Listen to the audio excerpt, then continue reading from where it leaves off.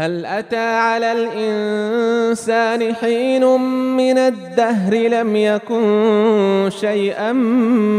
مذكورا إنا خلقنا الإنسان من نطفة أمشاج نبتليه فجعلناه سميعا